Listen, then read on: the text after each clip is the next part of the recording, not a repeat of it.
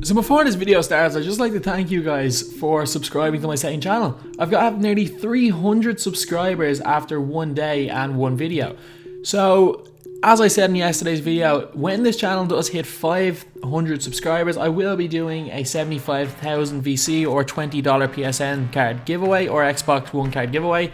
And to enter the giveaway, you just subscribe to the channel, turn on notifications, and then comment on this video because it's easier for me to pick a winner. Comment on the most surprising players just to say that you subscribed, and if possible leave your Twitter handle because it's easier to reach you that way. I forgot to say that yesterday, but I will just reply to the comment if it's not, the Twitter handle isn't left.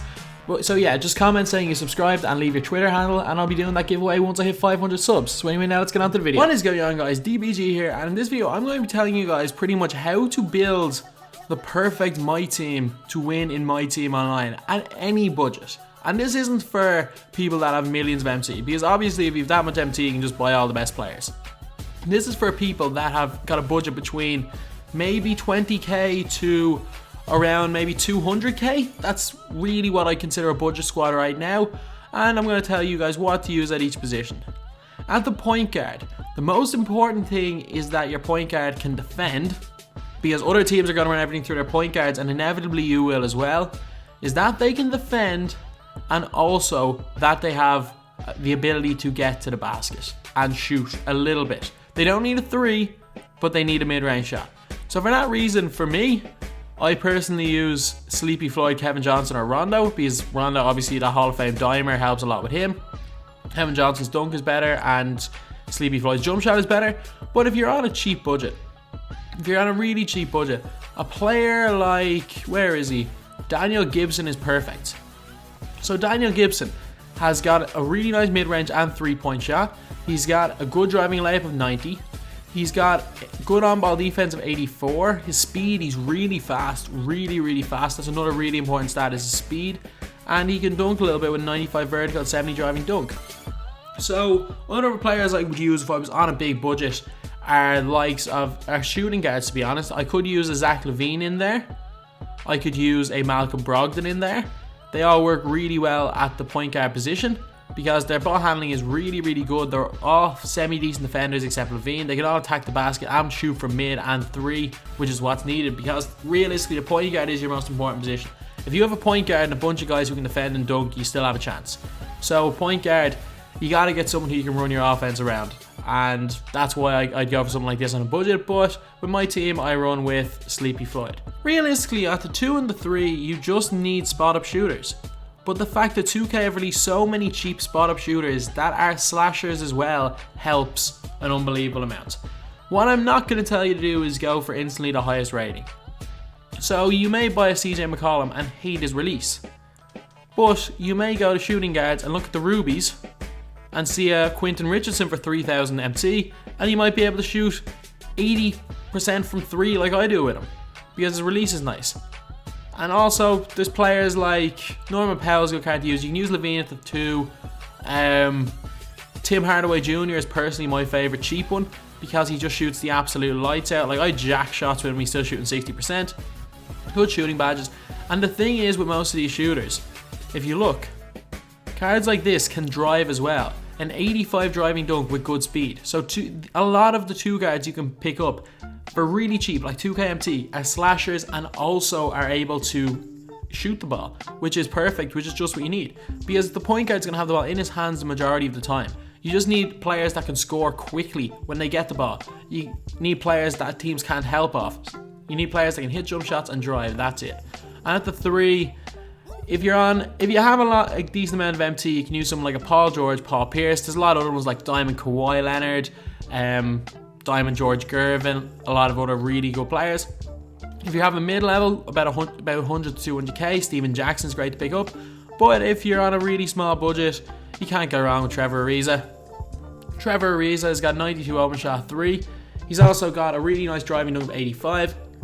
He's quite fast and is a great defender, with a 90 on-ball defensive IQ and also an 88 steal. Like, you really want all your wings to be able to play defense, because to be honest, you're going to struggle if they can't. And Tim Hardaway Jr. isn't a great defender, but having one of the 3 as a weak defender is not the worst thing.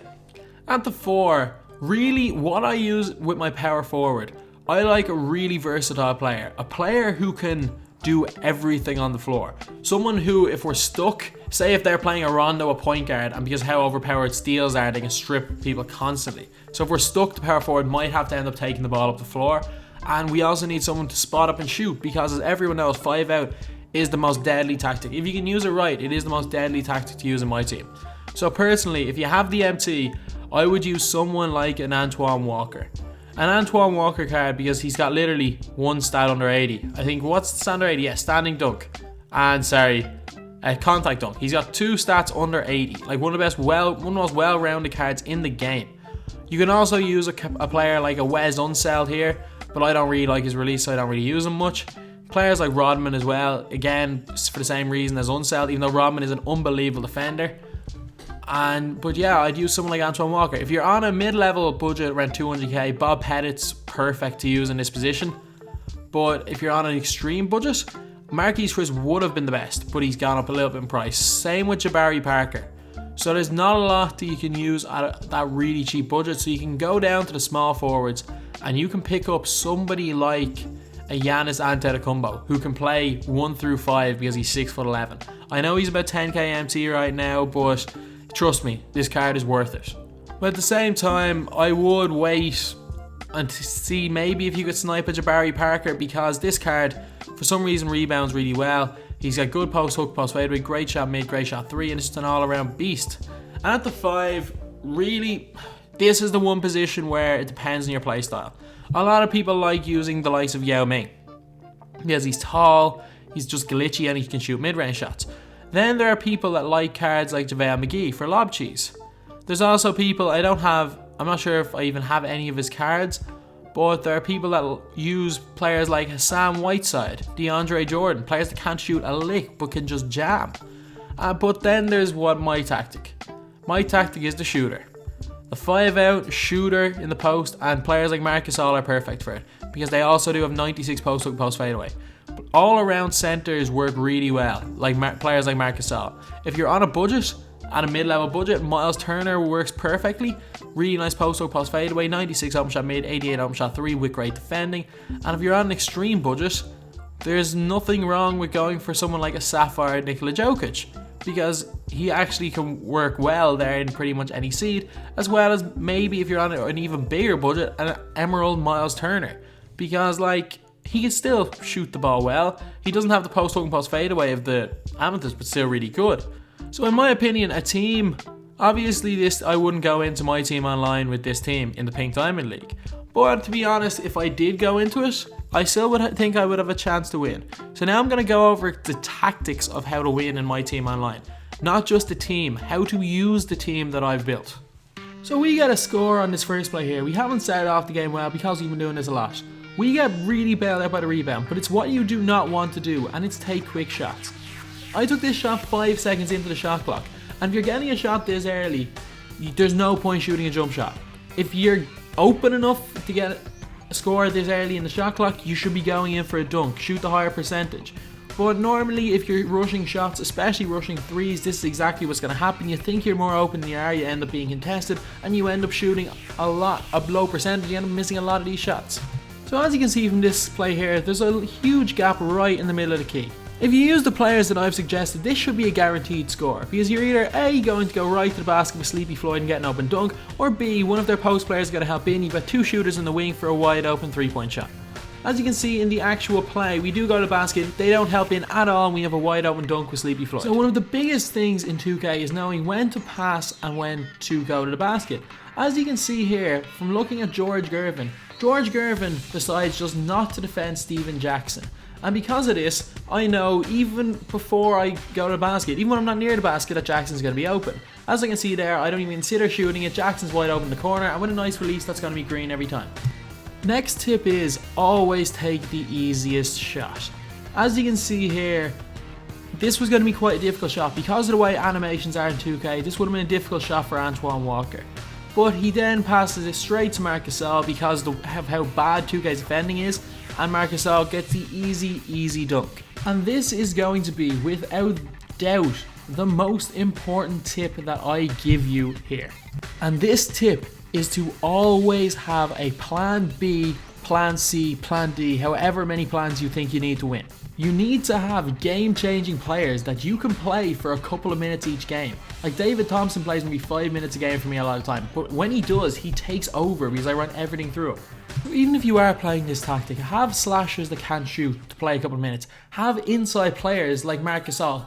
Feed the ball inside, play 3 out 2 in for a few minutes, switch up your defense, but never let your opponent get used to what you're doing. Constantly switch it up and they won't be able to guard you. So anyway, that's the video. Obviously you might be looking at my channel and you think I'm terrible at the game, but if you've watched my channel for the last month, I think I've lost maybe 2 games of MyTEAM. I'm 30-2 in my last 32 games, and it's from playing with this playstyle. And really, that last tip is the most important thing. I was playing with just 5 out, trying to jack up threes, and it wasn't working. Then I started to go inside a little bit more. I started to use players like David Thompson. I started to just have specialists on my team. I use players like Tim Hardaway Jr., Steven Jackson, who are just specialist 3-point shooters, and that works better than using some of the best diamonds in the game. So in my opinion, this is the best way to win, and if I can win games like this, surely you guys can. So anyways, that's the video. Thanks for watching. Please like, comment, and subscribe.